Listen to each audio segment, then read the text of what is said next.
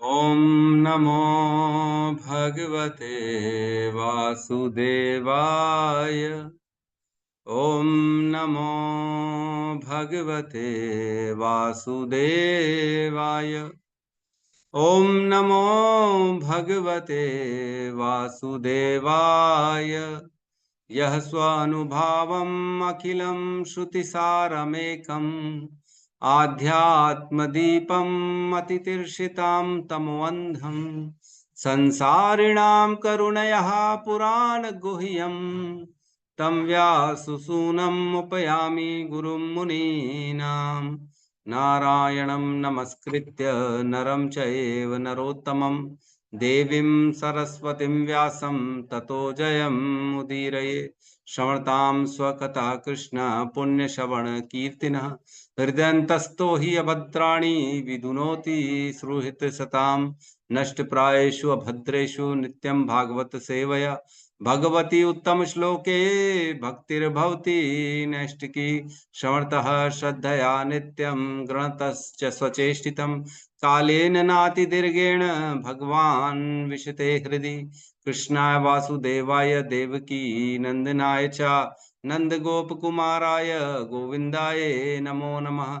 जय श्री कृष्ण चैतन्य प्रभु नित्यानंद श्री अद्वैत गदाधर श्रीवासादि गौर भक्ता वृंद। हरे कृष्णा कृष्णा कृष्णा हरे हरे, हरे राम राम राम हरे हरे। हरे कृष्णा कृष्णा कृष्णा हरे हरे, हरे राम राम राम हरे हरे। हरे कृष्णा कृष्णा कृष्णा हरे हरे, हरे राम राम राम हरे हरे। हरे कृष्णा। सभी का स्वागत है प्रातःकालीन श्रीमद् भागवतम के सत्र में। हम लोग अभी कैंटो 1 अध्याय 17 में हैं और हमने कल श्लोक क्रमांक 9, 10, 11, 8, 9, 10, 11 शनिवार को किया था। संडे तो कभी रहते हैं कभी नहीं रहते हैं हमारे। संडे कल गौतम बुद्ध प्रभु ने जय क्लास श्री ले ली कृष्ण थी। प्रभु जी। जी हरे कृष्णा माता जी। तो 9, 10, 11 में हमने कल परसों पढ़ा।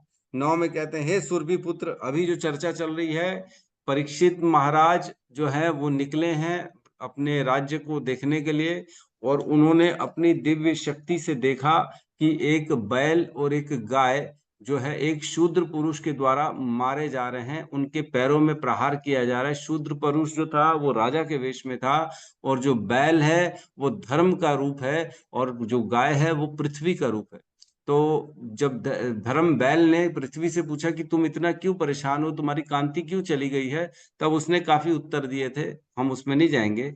अब जो है ना, अब श्री अपना परीक्षित महाराज के बारे में बता रहे कि परीक्षित महाराज गाय बैल से वार्ता करना चालू करते हैं और वो कहते हैं कि तुम बताओ कि तुमको किसने मारा, है ना।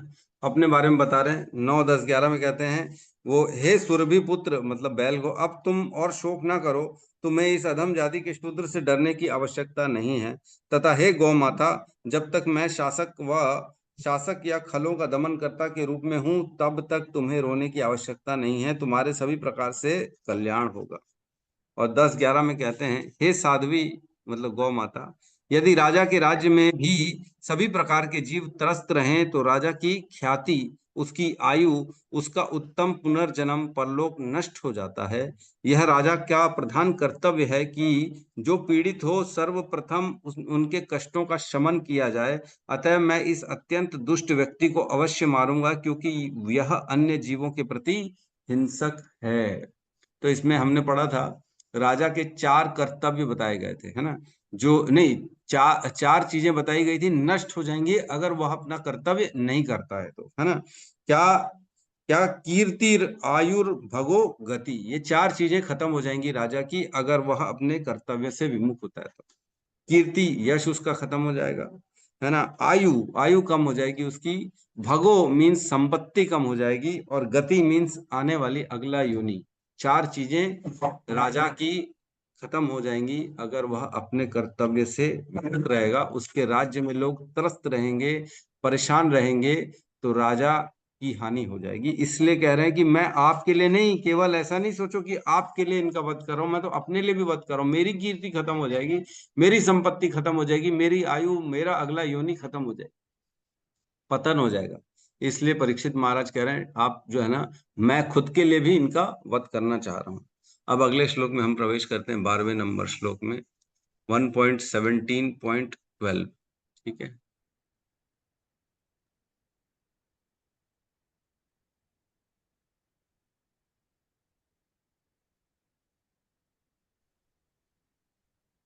क्लियर है? जी प्रभु जी। श्लोक क्रमांक 12, अध्याय 17, कली को दंड तथा पुरस्कार, स्कंद 1। को अवृश्चतव पदांस्त्रीन्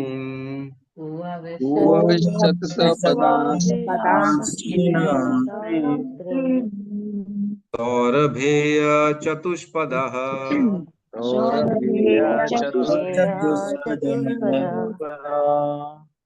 मा भुवंस्त्वान्दृशा राष्ट्रे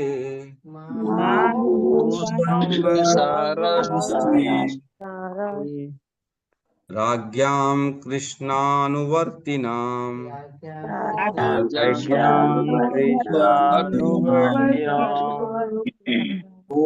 वृक्षत पादान्त्रीन्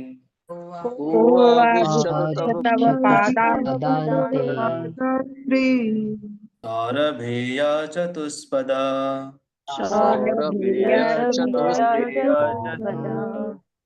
मा भुवन द्वादशः राष्ट्रे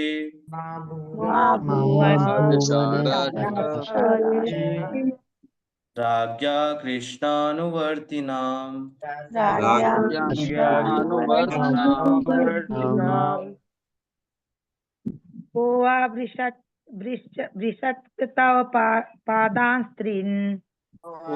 वृषत्तव पादांस्त्रीन्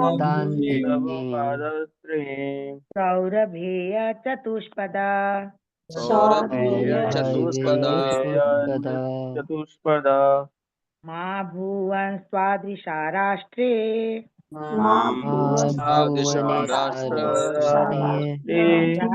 राज्ञां कृष्णानुवर्तिनाम्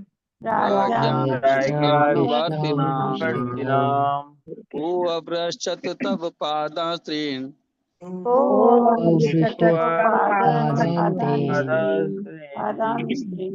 सौरभेय चतुष्पदा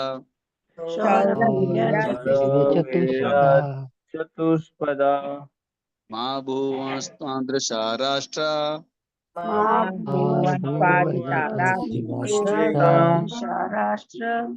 राज्ञां कृष्णानुवर्तिनाम्।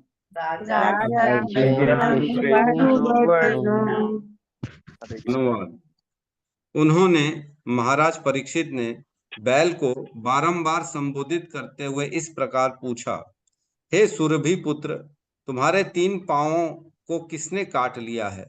उन राजाओं के राज्य में जो पूर्ण पुरुषोत्तम भगवान श्री कृष्ण के नियमों के आज्ञाकारी हैं, तुम्हारे समान दुखी कोई नहीं है। ओम अज्ञानतिमिरन्धस्य ज्ञानाञ्जनशलाकया चक्षुरुन्मीलितं येन तस्मै श्री गुरुवे नमः।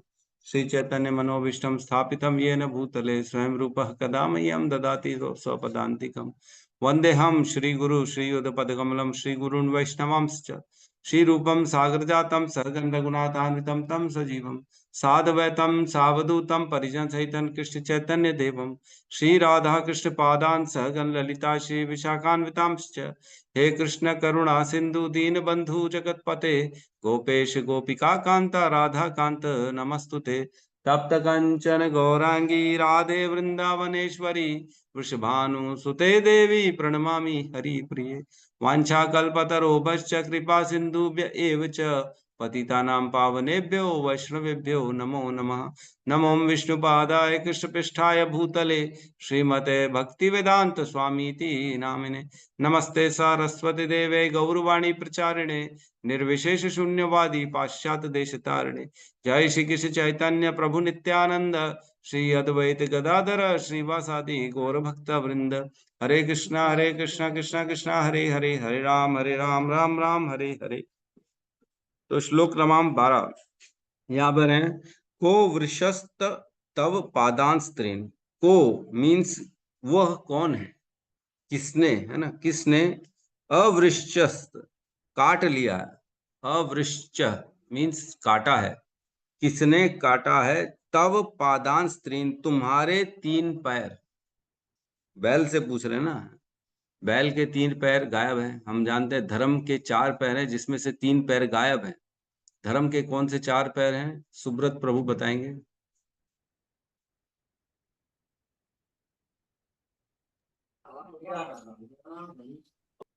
सत्य, पवित्रता, दया,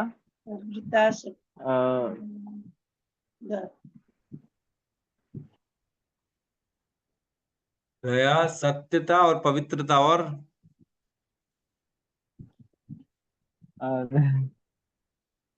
दया, सत्य, पवित्रता और कोई बात नहीं। सुमित प्रभु आप बताइए।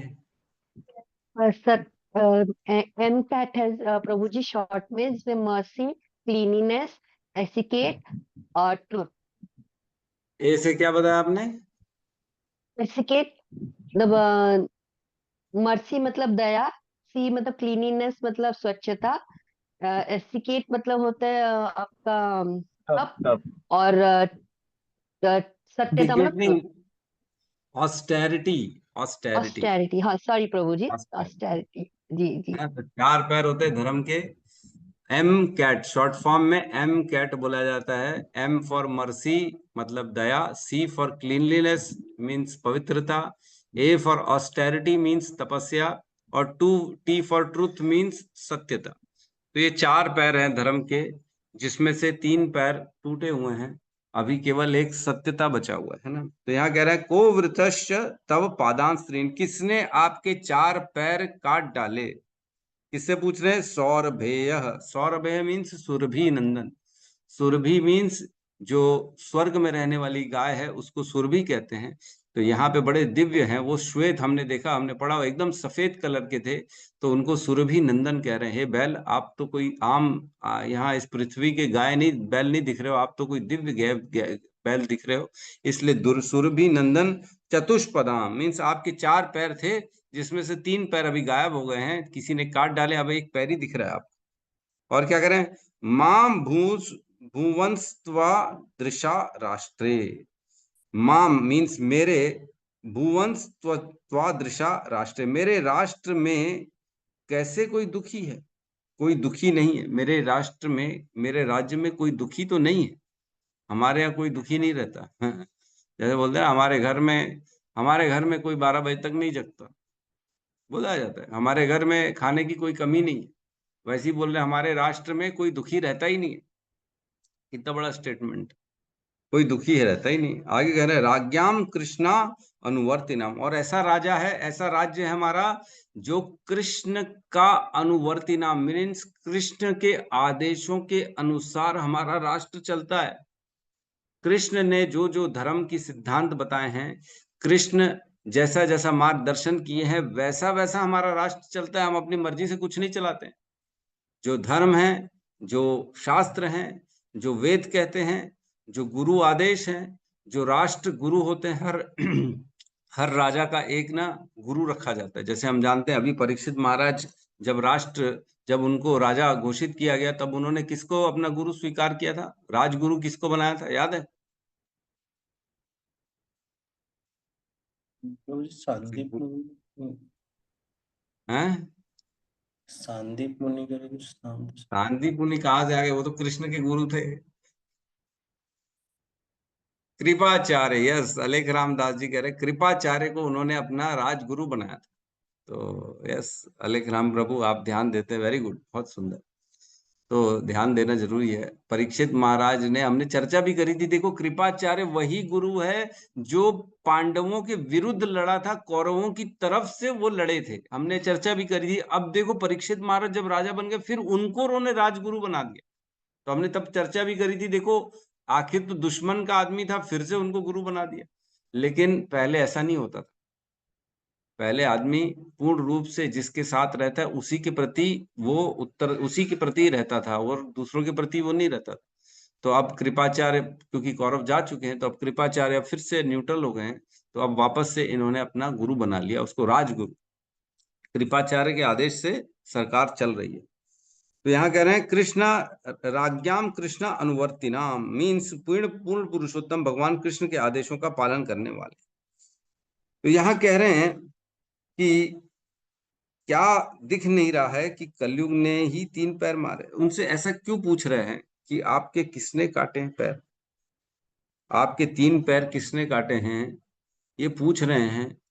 तो कलयुग दिख नहीं रहा है क्या? कलयुग सामने तो खड़ा है, वो तो वार भी कर रहा है, तो भी बैल से पूछ रहे हैं कि क्यों काटे, किसने काटे, पूछ रहे, सामने खड़ा दिख नहीं रहा है क्या? तो यहाँ उत्तर है कि वो प्रॉपर पूरा इन्वेस्टिगेशन कर रहे हैं। ऐसा नहीं कि एक आदमी जो है ना दिख रहा है, जरूरी नहीं है जो दिख रहा है वही पीड़ित हो, इसके पीछे और भी पूरा संगठन हो सकता है ना। जैसे हम देखते हैं एक गाड़ी शराब की तस्कर हो रही है, तो जो गाड़ी वाले को पकड़ लिया इसका मतलब वो अकेला वही नहीं है, उसके पीछे और भी बहुत से लोग हो सकते हैं, पूरा गैंग हो सकता है, ग्रुप हो सकता है। तो यहाँ पे परीक्षित महाराज पूरा इन्वेस्टिगेशन कर रहे हैं कि मैं, ऐसा नहीं है एक को जो दिख रहा है दोषी उसी को मैं खाली अपना जो है ना दंड दे के खत्म कर दूं, ऐसा नहीं। और जो जो संलग्न है इस काम में, बैल के पैर काटने में, उन सबको निकाल निकाल के ढूंढ ढूंढ के मैं उनका वध करूंगा। तो परीक्षित महाराज हमने पढ़ा था कि मेघ मेघ के समान जो है ना गर्जना कर रहे थे, मेघ गर्जना, जैसे बादल से आकाश से एकदम एकदम बिजली चमकती है ना, वैसी गर्जना करके पूछ रहे थे, इतने क्रोधित हो गए। और दूसरा कारण ये भी है कि ऐसा पूछ रहे हैं क्यों, क्योंकि उनको शक है कि ये आम बैल नहीं है, ये एक देवता है। पिछले श्लोकों में हमने पढ़ा था, वो कहते कहीं आप कोई देवता तो नहीं हो, मेरे को डर लग रहा है, क्योंकि एक पैर में कोई बैल खड़ा नहीं हो सकता, आप एक पैर में खड़े हो। भौतिक बैल कभी एक पैर में खड़ा होता है? नहीं खड़ा होता, चल भी नहीं सकता एक बार। लेकिन वो चल रहा था और वो एक पैर में खड़ा था, एक बैल, पॉसिबल ही नहीं। तो उन्होंने पूछा था कि आप देवता तो नहीं है? तो यहाँ कह रहे हैं शायद कहीं देवता होगा, कहीं ऊपर से कुछ और कांड करके आया होगा स्वर्ग से, तो मैं उनके बारे में भी पूछ लूं, कहीं ऐसा तो नहीं वहां पे कोई और इनके साथ जो है गलत काम करने वाला। तो तात्पर्य में श्रील प्रभुपाद दिखते हैं सबसे पहले, समस्त राज्यों के राजाओं या प्रशासकों को भगवान श्री कृष्ण की संहिताएं, सामान्यतः भगवान श्रीमद् भगवद गीता, श्रीमद् भागवतम जाननी चाहिए, और उन्हीं के अनुसार मनुष्य को जीवन के उद्देश्य की पूर्ति के लिए कर्म करना चाहिए। तो साधारण तरीके से हर राजा, हर लीडर का ये क्वालिफिकेशन मिनिमम होनी चाहिए कि उसको भगवत गीता का ज्ञान हो। ये मिनिमम क्वालिफिकेशन होनी चाहिए हर लीडर के अंदर। तो प्रभुपाद ने इंदिरा गांधी को लेटर लिखा था, आपको मालूम है कि नहीं? 10 पॉइंट्स लिखे थे उसमें, और बोले थे हर जो सांसद होता है वो जो है ना, वो होना चाहिए ब्राह्मण दीक्षित होना चाहिए। हर सांसद को भगवत गीता पढ़नी चाहिए, हर सांसद को कीर्तन में आना चाहिए 2 घंटे कम से कम, और आपका जो सांसद भवन होता है उसमें कीर्तन होना चाहिए, है ना। इस प्रकार से भगवत गीता, और भगवत गीता को राष्ट्र पुस्तक घोषित कर देनी चाहिए, राष्ट्र ग्रंथ, एक्चुअली पुस्तक नहीं, राष्ट्र ग्रंथ घोषित करना चाहिए। जैसे राष्ट्र पक्षी क्या है? मोर है ना, मोर है बोला जाता है। तो वैसी राष्ट्र भाषा हिंदी है, वैसी राष्ट्र का ग्रंथ जो है भगवत गीता होना चाहिए। ये 4-5 डिमांड भेजी थी प्रभुपाद ने इंदिरा गांधी को, लेकिन इंदिरा गांधी को समझ में कुछ भी नहीं आया, और उसने उल्टा जो है ना बूढ़ी गायों को वध करने के लिए जो है बुचर खानों का लाइसेंस देना चालू कर दिया। तो इस प्रकार से लोगों का मति भ्रष्ट होती है, तो पूरा राज्य भोगता है उसके, है ना, ऐसे आदेशों का। ऐसे गलत सलत जो गलत लोग ऊपर बैठ जाते हैं राज्य में, जिसके हाथ में जो है प्रशासन आ जाता है, तो सभी को भोगना पड़ता है। तो यहाँ कह रहे हैं हर किसी को भगवत गीता आना चाहिए, जिससे भौतिक जीवन के संपूर्ण कष्ट विनष्ट हो जाएं। मतलब सारे कष्टों की निवृत्ति केवल भगवत गीता के ज्ञान से है। सारे कष्ट, ऐसा नहीं है कि कोई नहीं। किसी का सर में दर्द है, किसी को फाइनेंस की प्रॉब्लम है, किसी को रिश्तेदारों की प्रॉब्लम है, तो हर कष्ट की निवृत्ति कहाँ है? भगवत गीता में है कि नहीं? बड़ा अच्छी बात लिखी है। और क्या कह, जो मनुष्य भगवान श्री कृष्ण की संहिताओं को जानता है उसे यह गति बिना कष्ट के मिल जाती है। संहिता, संहिता का मतलब क्या होता है? संहिता का अर्थ होता है जो है जो सम्यक प्रकार से हित करती है उसको संहिता कहा जाता है। जो पूर्ण रूप से जो फॉलो करने वाले का हित प्रदान करती है उसको संहिता कहा जाता है ना। तो यहाँ पे कह रहे हैं जो संहिता भगवान श्री कृष्ण की संहिता को जानता है उसे यह गति बिना कष्ट के मिल जाती है। तो एक बात बताओ, भगवान ने तो भगवत गीता बोली है कि नहीं? भगवत गीता का महात्म्य हम पढ़ते हैं तो उसमें लिखा भी है कि किम अन्य शास्त्रम, है ना। अगर गीता आप पढ़ ली तो अन्य कोई शास्त्र पढ़ने की कोई जरूरत नहीं। लिखा है कि नहीं लिखा है ना महात्म्य में? गीता सुगीता कर्तव्या किम अन्य शास्त्र विस्तरई या स्वयं पद्मनाभस्य मुख पद्मनाभिनी श्रिता। मीन्स यह तो स्वयं पद्मनाभ के मुख से निकली हुई है। ऐसे शास्त्र को अगर फॉलो कर लिया, इसको पढ़ लिया, तो अन्य कोई शास्त्र पढ़ने की आवश्यकता नहीं है। तो हम श्रीमद् भागवतम क्यों पढ़ते हैं? कौन बताना चाहेगा? जब गीता की शुरुआत में लिखा है कि अन्य शास्त्र पढ़ने की आवश्यकता नहीं है, तो गीता पढ़ तो ली हमने, फिर श्रीमद् भागवतम क्यों पढ़ रहे हैं? हरे कृष्ण प्रभु जी।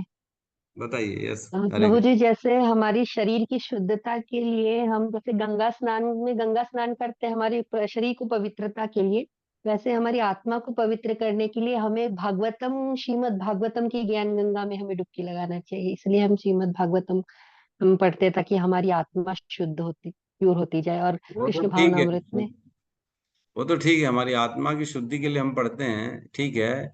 लेकिन ये जो महात्मा है इसमें तो लिखा है कि अन्य कोई शास्त्र पढ़ने की आवश्यकता नहीं है। अगर आपने भगवत गीता पढ़ ली है तो किम अन्य, है ना, किम अन्य शास्त्र विस्तरई। मीन्स चूंकि भगवत गीता भगवान के मुख से निकली है, अतएव किसी अन्य वैदिक साहित्य को पढ़ने की आवश्यकता नहीं रहती। उसे केवल भगवत गीता का ही ध्यान पूर्वक तथा मनोयोग से श्रवण तथा पठन करना चाहिए, ये लिखा है। तो हम हरे कृष्णा भागवत। प्रभु जी। हरे हरे। कृष्णा प्रभु जी। यस। इसको इसके लिए मतलब ऐसा बोला गया है क्योंकि इसमें सब कुछ का वर्णन कर दिया गया, सब कुछ बता दिया गया है कि ताकि सभी चीजों के बारे में अपने को इसको पढ़ने से ज्ञान प्राप्त हो जाए। अरे वो तो ठीक है, भगवत गीता में है सब कुछ, लेकिन हम क्यों पढ़ रहे भागवतम जब मना किए तो? भगवत हरे गीता पढ़ना है तो भागवतम क्यों पढ़ रहे हैं? हरे कृष्ण प्रभु जी। ताकि हाँ भगवान बताइए। प्रभु जी, भगवत गीता तो पढ़ लिए लेकिन डिटेल में पूरी जानकारी यानी बहुत अधिक ज्ञान भागवतम में दिया गया है कि किस तरह यस, ईश्वर की यस, शरणागत यस। माता जी ने एकदम सही उत्तर दिया। भगवत गीता का ही विस्तार है श्रीमद् भागवतम, है ना। भगवत गीता संक्षिप्त में है और भागवतम उसका इन डिटेल हर कुछ है। श्रीमद् भगवत गीता का ही विस्तृत विस्तार जो है उसको श्रीमद् भागवतम कहते हैं, है ना। बहुत सही उत्तर दिया माता जी, आपने एकदम परफेक्ट उत्तर दिया। क्योंकि अगला धन्यवाद। सेंटेंस भी है तात्पर्य में। श्रीमद् भगवत गीता में संक्षेप में हम ईश्वर की संहिताएं समझ सकते हैं और श्रीमद् भागवतम में उनकी विस्तृत व्याख्या हुई है ना। उसी की विस्तृत व्याख्या है। भगवान ने कहा जन्म कर्म च मे दिव्यम एवं यो वेति तत्वतः त्वक्त्वा देहम पुनर्जन्म नेति ममेति सो अर्जुन। कि मेरे जन्म और कर्म को जान जाएगा उसका दोबारा पुनर्जन्म नहीं होगा। तो अब जन्म कर्म को जानने के लिए क्या करना पड़ेगा? श्रीमद् भागवतम कैंटो 10 पढ़ना पड़ेगा, तभी हम जन्म कर्म को जान पाएंगे, है ना। और क्या कहते हैं 10.9 में कहते हैं मच्चित्ता मद्गत प्राणा बोधयंतस परस्परम कथयंतश्च माम नित्यम तुष्यंती च रमंती च। भक्त क्या करते हैं? भक्त केवल मेरे बारे में सुनते हैं, मेरे बारे में कहते हैं और उसी में मजे लेते हैं और उसके अलावा उनको कुछ नहीं चाहिए। तो भगवान कह रहे मेरे बारे में सुनते हैं और मेरे बारे में कहते हैं। कहाँ से सुनेंगे, कहाँ से कहेंगे? श्रीमद् भागवतम से सुनेंगे और श्रीमद् भागवतम को पढ़ पढ़ के कह लेंगे। तो इस प्रकार वही सारी चीजें जो भगवत गीता में कही गई हैं उसका विस्तार वर्णन है श्रीमद् भागवतम, इसलिए हम पढ़ते हैं, है ना। वैसे जरूरत नहीं है भगवत गीता के अलावा कुछ और पढ़ने की, लेकिन भगवत गीता का ही विस्तार है श्रीमद् भागवतम। तो ठीक है, यहाँ पे जो है वो उनसे प्रश्न कर रहे हैं बैल से, धर्म से, कि आप क्यों परेशान हो? आपके साथ और भी किसी ने कुछ ये काम किया है क्या इसके अलावा? गलयुग तो हमें दिख ही रहा है, लेकिन इसके अलावा कौन है आपके साथ? तो अगले श्लोक में प्रवेश करते हैं। ओहो, ये क्या होता है? 13 नंबर, यस, साथ में दोहराएंगे। आख्या ही वृषभद्रम वा आख्या हि वृषभद्रं वा साधूनामकृतागसाम् साधूनां कृतागसाम् आत्मवैरूप्यकर्तारम् आत्मवैरूप्यकर्तारम् पार्थानां कीर्तिदूषणम्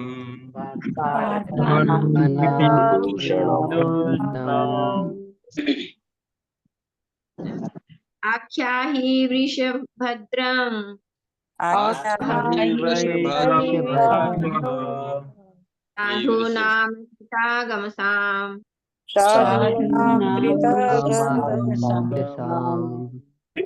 आत्मवैरूप्यकर्तारम् आत्मवैरूप्यकर्तारम् पार्थानां कीर्तिदूषणम् कीर्तिदूषणम् आख्या हि वृषभद्रं वः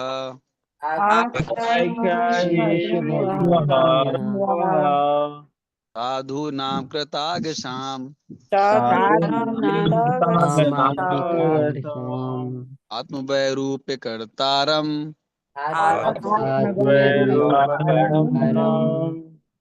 अर्थानां कीर्तिदूषणम्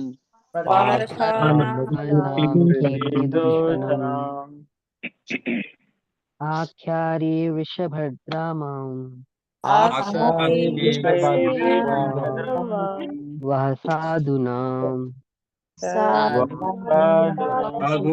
आकृति साधूनामकृतागसाम् आत्मवैरूप्यकर्तारम्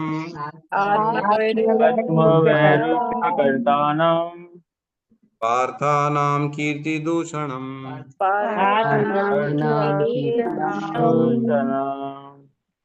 ये श्लोक जो बोलना चाहते हैं ना, उनको पहले जो बोले हैं उनसे सीखना पड़ेगा। पहले एक लाइन, 2 लाइन, ऐसा मतलब 4 पार्ट में श्लोक को बोला जाता है ना। तो आपको ध्यान रखना पड़ेगा, पहले 4, एक पार्ट कौन सा है, दूसरा, तीसरा, चौथा, ऐसे बोलना पड़ेगा, है ना। इसलिए मैं पहले बोलता हूँ ताकि समझ लें, और उसको दोहराना है तो वैसे ही दोहराएं। ठीक है, तो अनुवाद। हे ऋषभ, ऋषभ मीन्स बैल, है ना। तुम निरपराध हो और पूर्णतया निष्ठावान हो, अतएव मैं तुम्हारे कल्याण की कामना करता हूँ। कृपया मुझे अंग भंग करने वाले दुष्ट के बारे में बताओ, जो पृथा के पुत्र के यश को कलंकित कर रहा है। यहाँ कह रहे हैं श्लोक में कि कलंकित हो रहा है हमारा जो कुल है ना। आख्या ही वृषभद्रम, आख्या ही, मुझसे कहो, है ना। आख्या ही, मुझसे कहो, क्या क्या कहो? वृषभद्रम वह, तुम्हारा कल्याण होगा। मुझसे कहोगे तो तुम्हारा कल्याण होगा। और आप कैसे हो? साधु नाम अकृत आगसाम, आप साधु हो, आप कोई ऐसे आम जाम चलते फिरते बैल नहीं हो। आप साधु मीन्स सच्चे हो। साधु मीन्स, कहने का मतलब है सच चरित्र वाले हो, आप एकदम सज्जन व्यक्ति हो। क्योंकि आपके पैर तोड़ रहा है फिर भी आप कंप्लेंट नहीं कर रहे हो। अगर कोई हमारे को आंख भी दिखा देता है तो हम जाके कंप्लेंट करते हैं कि नहीं, अरे देखो तो सही, हमको आंख दिखा रहा है, अरे हमको लाठी दिखा रहा है, बचाओ हमको, संभालो हमारे को। तो यह कह रहे हैं आप तो साधु हो, आप इतनी मार खा रहे हो, आपके 3 पैर जा चुके, फिर भी आप कंप्लेंट नहीं कर रहे हो। क्यों नहीं कंप्लेंट कर रहे? अच्छा बताओ, चलो धर्म है तो कंप्लेंट क्यों नहीं कर रहा? कौन बताएगा? राजा है ना, राज्य में रहने वाले हर जो प्रजा है उसको कोई तकलीफ होती है तो उसको राजा के पास जाना होता है अपनी तकलीफ का निवारण के लिए। हमने कल भी एक छोटी सी मैंने कथा बताई थी, राम राज्य में एक कुत्ता भी आ गया था और कुत्ता भी बोला मुझे न्याय दिलाओ, मुझे लाठी मारी गई है। तब लक्ष्मण जी आए थे और उन्होंने न्याय दिलाया था। उस दूसरे व्यक्ति को फिर उसका महंत बना दिया था, मठ का महंत बना दिया गया था। उस कुत्ते को भी न्याय मिला था, उसने लाठी क्यों मारी? तो यहाँ कह रहे हैं बैल बेचारा साधु है और वह कंप्लेंट भी नहीं करता। तो उत्तर भी यही है, क्योंकि वो साधु है इसलिए कंप्लेंट नहीं कर रहा है। साधु क्या करते हैं, कभी किसी के प्रति जो है ना कंप्लेंट नहीं करते। वो क्या बोलते हैं, जो हो रहा है वो मेरे कर्मों के कारण ही हो रहा, और जब सही समय आएगा खुद ब खुद चीजें ठीक हो जाएंगी। साधु का ये गुण होता है, वो कभी भी दोषारोपण नहीं करता। तो यहाँ कह रहे हैं आप साधु हो और आप क्या हो, अकृतागसाम। अकृत आगसाम मीन्स आप निरअपराधक हो, आपने कोई अपराध नहीं किया। और क्या करें, आत्मवय रूप्य कर्तारम मीन्स आत्मरूप्य, आपका जो रूप है, आपका जो स्वरूप है, आपका जो शरीर है, वह कर्तारम किसने बिगाड़ा, आत्मवय रूप्य, आपका रूप, आपका शरीर जो 3 पैर हैं, जो बराबर 4 होने चाहिए लेकिन 3 हैं, वह नहीं दिख रहे हैं। और ऐसा करने वाला कौन है, ये काम किसने किया है, आपके 3 पैर गायब किसने कर दिए। और क्या करें, पार्थानाम कीर्ति दूषणम, और हमको ऐसे आदमी का नाम बताओ जो पार्थ, जो पृथा के पुत्र हैं, अर्जुन पार्थ है ना, ऐसे हमारे जो कीर्ति है, उन्होंने जो इतनी स्थापित की है पांडवों ने कीर्ति, ऐसी कीर्ति को कौन खराब कर रहा है। दूषणम मीन्स प्रदूषण, हम कहते हैं ना प्रदूषण मीन्स हवा में गंदगी है तो प्रदूषण हो गया। तो कीर्ति दूषण मीन्स जो कीर्ति में गंदगी हो गई वो हो गया कीर्ति दूषण। जो हमारी कीर्ति चल रही है, चले आ रही है पांडवों की, वो कौन खराब कर रहा है। देखो कितना बड़ा, सोचा जाए तो कितनी बड़ी बात है कि परीक्षित केवल पृथ्वी के राजा नहीं है, हमने चर्चा करी थी, वो अन्य अन्य वर्षों के भी राजा हैं। हमने चर्चा करी थी वो किम पुरुष वर्ष भी गए थे जहां उनका राज्य चल रहा था, है ना, और भी 1-2 और वर्षों का नाम लिया था, वहां पे भी उनका जो है राज्य चल रहा था। पृथ्वी में नहीं, खाली बाहर में भी था उनका। और पृथ्वी में भी सिर्फ मनुष्यों के राजा नहीं है, वो सभी प्राणियों के राजा हैं। प्रजा मीन्स हर जीव जो उस राज्य में रहता है उसका राजा कहलाता है, चाहे कुत्ता हो, चाहे बिल्ली हो, चाहे कोई और क्यों ना हो, सबका राजा है परीक्षित महाराज। और कह रहे हैं कि आप रो रहे हो, आपके 3 पैर नहीं है, इससे हमारे पूरे परंपरा, हमारे पांडवों का नाम खराब हो रहा है। सोचो, मतलब पूरे राज्य में ऐसा कभी नहीं होता था कि कोई भी जानवर के प्रति भी गलत जो है काम करे, जानवर को तक नहीं मारा जाता था। और जो जानवर मारेगा तो कीर्ति उनकी खराब हो जाएगी। तो पहली बार हो रहा है ये कि उनके आंख से आंसू निकल रहे, तो बोले ऐसा पहली बार हुआ है हमारे राज्य में कि कोई बैल रो रहा है। सोचो कितना ख्याल करते थे अपने राज्य में, कितना निष्ठा से वो अपने राज्य को चला रहे हैं, धर्म अनुसार अपने राज्य को चला रहे हैं, और पूरे राज्य के लोग भी उनका अनुगमन कर रहे हैं। आगे पढ़ेंगे, वो कहते हैं मैं उसकी बाहें उखाड़ लूंगा जिसने आपका ये काम कर दिया, चाहे वो कितना भी शक्तिशाली क्यों ना। परीक्षित महाराज कहते हैं, आगे अगले श्लोक में कहेंगे, वो कहने का मतलब है जो लीडर है वह ऐसा होना चाहिए जो धर्म का अनुसार फॉलो करे और अपने राज्य में सबको जबरदस्ती धर्म को फॉलो करवाए। इसमें कह रहे हैं, तात्पर्य में प्रभुपाद कह रहे हैं कि बैल तथा गाय अत्यंत निरपराधी जीवों के प्रतीक। गाय कोई अपराध करती है बेचारी, कभी कुछ नहीं बोलती गाय, न कभी काटती है, न कभी कोई और कुछ गड़बड़ करती है।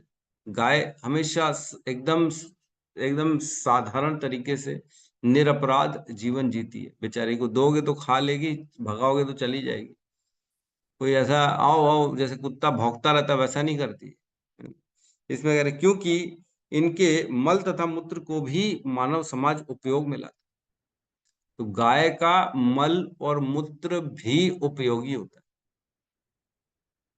गाय के गोबर से यज्ञ की वेदी को शुद्ध किया जाता है। सोचो, यज्ञ जो देवताओं को मिलने वाला है, उस यज्ञ की वेदी में गाय के गोबर से शुद्धि होती है।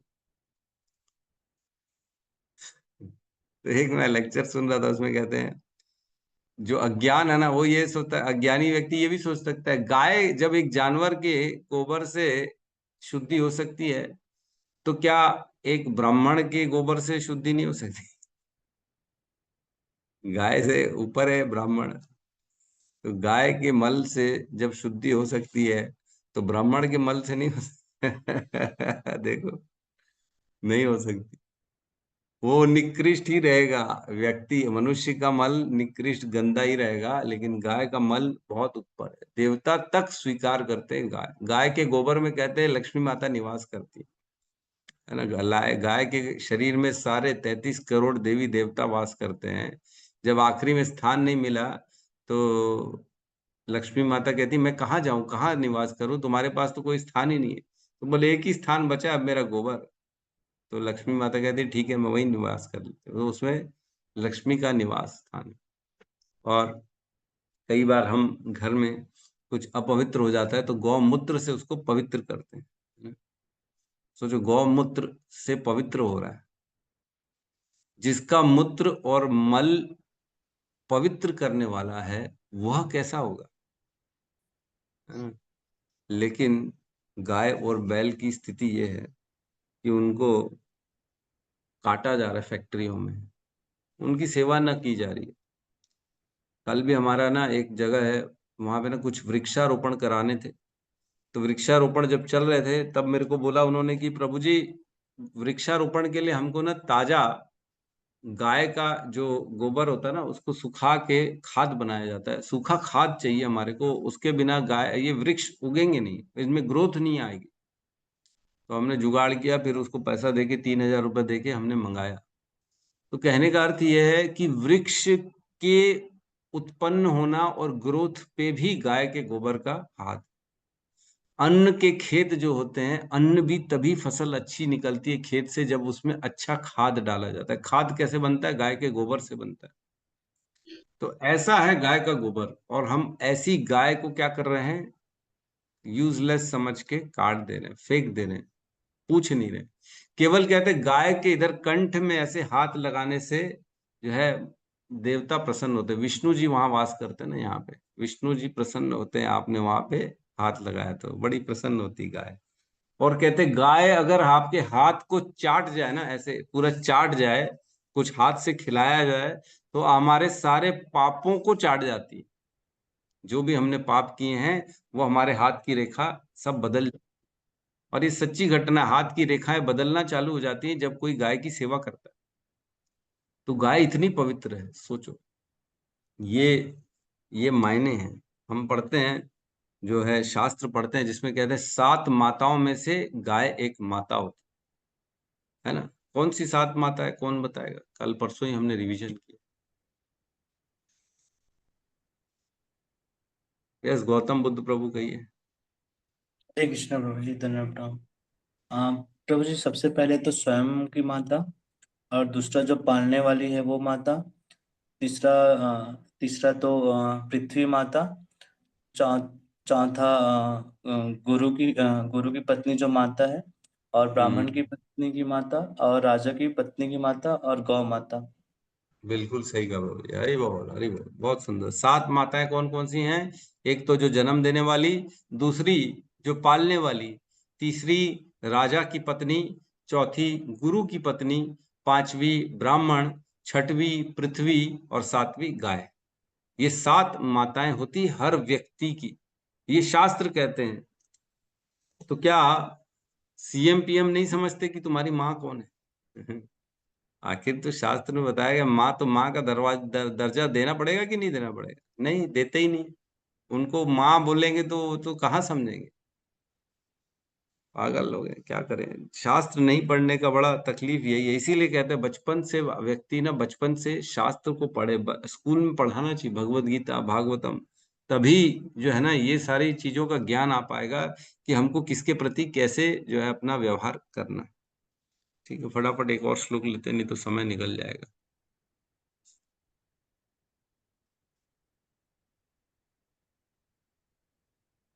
श्लोक क्रमांक 14।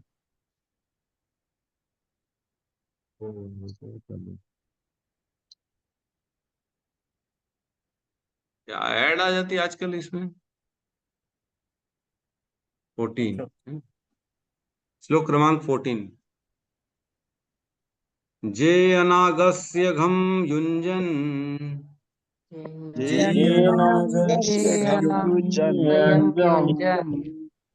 जनेनागस्य घं गुञ्जुञ्जन्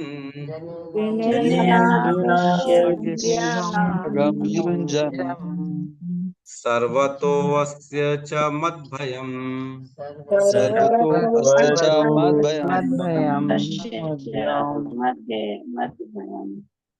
साधूनां भद्रम् एव स्यात्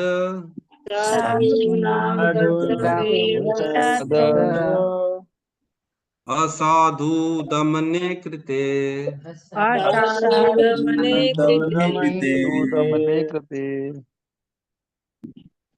जने अनागसी अघम युज्यन्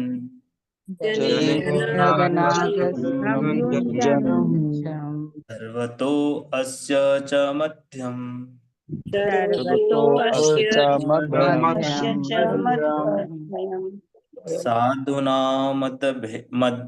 साधूना भद्रमेव स्यात्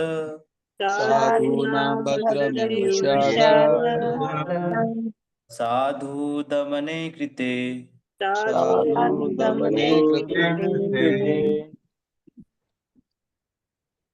जने अनागस्य घं युञ्जन्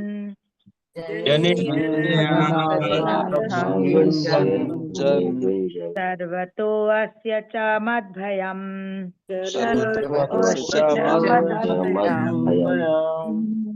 साधूनां भद्रम् एव स्यात् साधु दमने कृते असाधु दमने कृते। अनुवाद। निरपराध जीवों को जो कोई भी कष्ट पहुंचाता है उसे चाहिए कि विश्व में जहां कहीं भी हो मुझसे डरे। दुष्टों का दमन करने से निरपराध व्यक्ति को स्वतः लाभ पहुंचता है। यहाँ कह रहे हैं इस श्लोक में कि जने अनागस अघम युंजन मीन्स अर्थ क्या है? जने जो जीव अनागस्य निरपराध होते हैं, है ना। जने अनागस्य अघम युंजन जो निरपराधिक जीव होते हैं, अघम युंजन जो उनको कष्ट पहुंचाता है। निरपराधिक जीव को जो व्यक्ति कष्ट पहुंचाता है, आगे कह रहे हैं सर्वतो अस्य च मद्भयम, ऐसे व्यक्ति को क्या है? सर्वतो, कहीं पे भी क्यों ना हो, वो इस जगत में हो, बाहर हो, हर कहीं हो, कहीं पे भी हो, किसी भी स्थान में हो, छुपा हो या कहीं पे भी हो, सर्वतो अस्य च मद्भयम, उसे चाहिए कि वो मुझसे डरे। कौन कह रहा है? परीक्षित महाराज कह रहे हैं। परीक्षित महाराज कह रहे हैं ये देख के जो बैल का 4 पैर जिसने तोड़ा है, ऐसे निरपराध जीव जो बैल है, जो कोई अपराध नहीं करता है, वो साधु के समान है। ऐसे बैल जिसका गोबर से खाद होता है, जिसे गोबर से अन्न बनता है, जिसके गौमूत्र से जो है पवित्रता आती है, और सारे देवी देवता ऐसे गाय माता में निवास करते हैं, ऐसा गाय का पुत्र बैल है ना, गाय का ही पुत्र होता है बैल। ऐसे बैल, जो बेचारा बैल भी किसी को कुछ नहीं बोलता है, खेत जोतता है, ऐसे बैल को जो तकलीफ में डाल रहा है, जो उसको कष्ट पहुंचा रहा है, ऐसे व्यक्ति को चाहिए कि वो मुझसे डरे। परीक्षित महाराज कह रहे हैं क्यों डरे? कह रहे हैं साधु नाम भद्रम एव स्याद। साधु क्यों डरे? क्योंकि साधु का कल्याण होता है जब दुष्टों का दमन होता है। स्याद असाधु नाम दमने कृते, जब असाधु, जब जो ऐसे बदमाश लोग होते हैं, ऐसे लोगों का दमन करने से साधुओं का जो है कल्याण होता है। मतलब कह रहे हैं जो आपराधिक व्यक्ति है, अगर उनको हम दंड नहीं देते हैं तो जो निरपराध लोग हैं उनका कल्याण नहीं हो पाता है कि नहीं। जैसे सपोज करो हमारे ग्रुप में 50 लोग हैं, है ना। अभी कितने लोग आए हैं? आज 45 लोग आ गए हैं। 45 में से अगर एक व्यक्ति कोई डिस्टरबेंस करना चालू कर दे तो 44 लोग भागवतम नहीं पढ़ सकते, है कि नहीं। एक आदमी अगर सबको कष्ट पहुंचाए तो 44 के 44 बेचारे कष्ट में रहेंगे और उनका काम सिद्ध नहीं हो पाएगा। इसलिए जरूरी है कि जो 44 लोग बेचारे साधु लोग हैं, उनको श्रीमद् भागवतम का श्रवण करना है, तो एक जो दुष्ट है उसका दमन करना पड़ेगा। समझ में आ रहा है? एक दुष्ट का दमन करना पड़ेगा, जो सभी को डिस्टर्ब कर रहा है, सभी को भगवतम पढ़ने नहीं दे रहा है, ऐसे को बाहर करना ही पड़ेगा। तभी बेचारे जो बाकी लोग हैं उनका कल्याण होगा, तभी वो अपना कार्य कर पाएंगे। विश्वामित्र का यज्ञ जब होता था, तब मरीचि, है ना, मरीचि और खरदूषण आके उसमें, उसके यज्ञ की वेदी में मांस डाल देते थे, मूत्र कर देते थे, और उनको यज्ञ करने नहीं देते थे। तब विश्वामित्र ने प्रभु श्री राम और लक्ष्मण को ले गए ताकि इनका वध हो सके और हम अच्छे से अपना यज्ञ कर सके।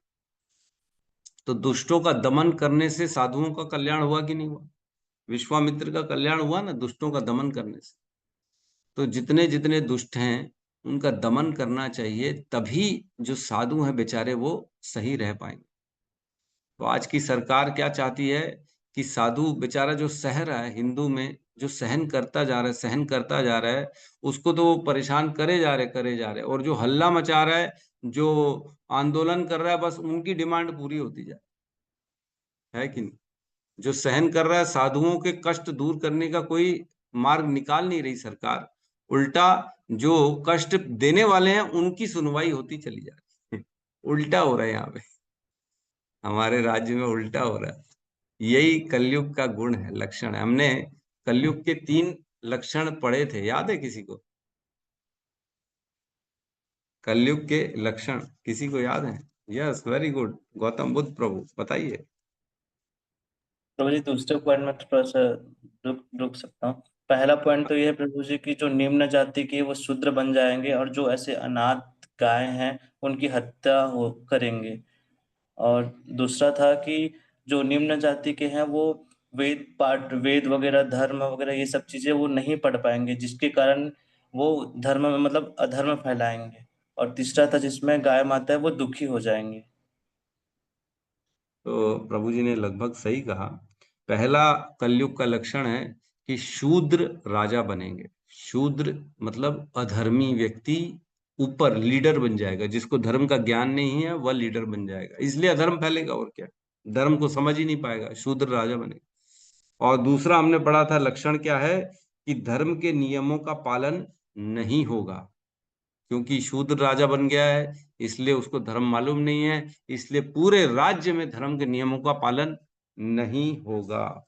और तीसरा हमने जो पढ़ा था गुण, वो लक्षण, वो ये है कि गायों को दुखी किया जाए। ये कलयुग के मुख्य 3 लक्षण बताए गए थे, जो हमने इसी अध्याय में पढ़े हैं, शुरू में ही पढ़ा है, 17 में ही, है ना, तीसरे चौथे 5वें श्लोक में हमने पढ़े थे कि ये 3 जो है मुख्य लक्षण है कलयुग के। तो यहाँ क्या कह रहे हैं कि जब हम दुष्टों का दमन करते हैं तब साधुओं का कल्याण होता है। बहुत इंपॉर्टेंट है कि जो डिस्टरबेंस कर रहा हो उसको जो है रोका जाए, ताकि समाज में एक ये मैसेज पहुंचे कि गलत काम गलत ही रहता है, इसका परिणाम गलत ही रहता है। तो हम देखते हैं हमारे यहाँ क्या होता है कि लोग मर्डर करते हैं, है ना, बड़े बड़े कांड करते हैं और देश छोड़ के चले जाते हैं, देखा है हमने। और सरकार क्या करती है? कुछ नहीं कर पाती है, इंतजार करती है। लेकिन कैसा होना चाहिए आदमी को ऐसा होना चाहिए, कहीं पे भी जाए, लेकिन वो छुप कहीं पे भी जाए, लेकिन हम उसका वध करके निकालें। जैसे अमेरिका ने किया था ओसामा बिन लादेन का, पाकिस्तान में छुपा हुआ था ओसामा बिन लादेन, उसको घुस के, उसके घर में घुस के, पाकिस्तान को भी नहीं पता पड़ा, और उसका वध कर डाला, उसको निकाल के उसकी लाश को भी अपने साथ लेके चले गए, और उसका डीएनए पोस्टमार्टम सब किया और वेरीफाई किया, हाँ ये बराबर ओसामा बिन लादेन ही है। तो कैसा होना चाहिए व्यक्ति को? ऐसा ही होना चाहिए कि हमारे जो दमन कर रहा है, जो दुष्ट, जो कष्ट पहुंचा रहा है, उसको घुस के मारे उसके घर में, तभी जो है शांति फैलेगी, अदरवाइज अशांति फैलती चली जाएगी। तो तात्पर्य में बहुत इंपॉर्टेंट बातें लिखी हैं प्रभुपाद ने, हम पढ़ते हैं थोड़ा सा तात्पर्य में। इसमें लिखा है, बेईमान दुष्ट मनुष्य राजा के कायर तथा नपुंसक शासन अध्यक्षों के कारण फूलते फलते हैं। क्या लिखा है? बेईमान दुष्ट मनुष्य राज्य के कायर तथा नपुंसक शासन अध्यक्षों के कारण फलते फूलते। मतलब राज्य में जो शासन अधिकारी, शासन अध्यक्ष है, जिसके हाथ में प्रशासन है, वह कौन है? कायर और नपुंसक है। इसलिए बेईमान लोग फलते फूलते। नपुंसक लिखा है प्रभुपाद। नपुंसक कौन होता है मालूम है ना? है कि नहीं? नपुंसक शासन अध्यक्षों को नपुंसक क्यों कहा जा रहा है? तो नपुंसक इसलिए कहा जा रहा है क्योंकि गाय हमारी माता होती है और जो गाय का वध कर रहा है उसके प्रति कोई एक्शन नहीं लिया जा रहा। तो अगर माँ को कोई मार देगा, अगर हम अपनी ऐसी नॉर्मल दृष्टि से देखें, 7 माताएं बताई गई, 7 माताओं का दर्जा समान रूप से है। तो अगर कोई माँ का वध कर देगा तो पुत्र क्या करेगा? कुछ नहीं करेगा। यही हो रहा है अभी फिलहाल, तो कुछ नहीं करते क्योंकि अज्ञान में उनको मालूम ही नहीं। तो इसलिए नपुंसक कह रहे प्रभुपाद यहाँ पे, क्योंकि वो कुछ नहीं कर पा रहे और उनकी माँ का वध हुए जा रहा है। किंतु जब शासन अध्यक्ष राज्य के किसी भी कोने के सभी प्रकार के बेईमान दुष्टों का दमन करने में समर्थ होते हैं तो वे पनप नहीं पाते। जब दुष्टों को दृष्टांत के रूप में दंडित किया जाता है तब समस्त सौभाग्य स्वतः प्राप्त हो जाता है। एक दुष्ट जो है ना 100 भक्तों को डिस्टर्ब करता है कि नहीं? एक दुष्ट 100 साधुओं को डिस्टर्ब करेगा, इसलिए जरूरी है उस दुष्ट का दमन करना। और दूसरी चीज देखी गई है, जब पुलिस बहुत ज्यादा टाइट होती है, 1-2 एनकाउंटर होते हैं तो वहां सब चोर डकैत शांत हो जाते हैं। अब अरे नहीं मर जाएंगे भैया, पुलिस देख रहा है क्या कर रही है, डंडे मार रही है, हाथ पैर तोड़ रही है। तो इसलिए जरूरी है अपराध को रोकने के लिए एक अपराधी को लाओ और उसको साले को बीच में फांसी लगा दो, रोड में मारो उसको, तब शांत हो जाते हैं बाकी लोग। बाकी अपराधी ठंडे पड़ जाते हैं, अरे हमारा भी यही हाल हो जाएगा अगर हम कुछ करेंगे। तो इसलिए कह रहे हैं यहाँ पे परीक्षित महाराज कि तुम मुझे बताओ क्यों? क्योंकि दुष्टों का दमन करने से निरपराध व्यक्ति को स्वतः लाभ पहुंचता है। इस प्रकार क्योंकि भगवान भी आए थे ना, भगवान कहते हैं यदा यदा ही धर्मस्य, अच्छा वो कहते हैं परित्राणाय साधुनाम विनाशाय तो दुष्कृताम। मैं साधुओं का जो है उद्धार करने के लिए और दुष्टों का विनाश करने के लिए आता हूँ। धर्म संस्थापना था ये संभवामी युगे युगे। धर्म की स्थापना कैसे होती है? ऐसे ही होती है कि जो साधु हैं उनको कल्याण हो और दुष्टों का दमन हो, तभी धर्म की स्थापना हो पाएगी, अदरवाइज नहीं हो पाएगी धर्म की स्थापना। धर्म की स्थापना करने के लिए 2 काम बताए गए, एक दुष्टों का दमन और साधुओं का उद्धार। बुलडोजर मॉडल यूपी में। ठीक है, सही कह रहे हैं। तो ठीक है, यहाँ पे किसी का कोई प्रश्न है तो हम ले सकते हैं।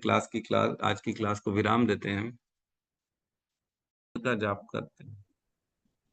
हरे कृष्णा हरे कृष्णा हरे हरे कृष्णा हरे हरे कृष्णा हरे हरे राम हरे हरे हरे राम राम हरे हरे राम हरे समस्त भक्त वृंद की जय। जय जय जगत गुरु शील शील प्रभुपाद की प्रभुपाद जय।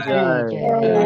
भाई गौर प्रेमानंदे हरि हरि दे बोल। हरि हरि बोल। हरे कृष्णा हरे प्रभु जी कृष्णा दंडवत प्रणाम। हरे कृष्णा प्रभु जी दंड प्रणाम। हरे कृष्ण कोटि कोटि धन्यवाद प्रभु जी, कोटि कोटि धन्यवाद। हरे कृष्ण।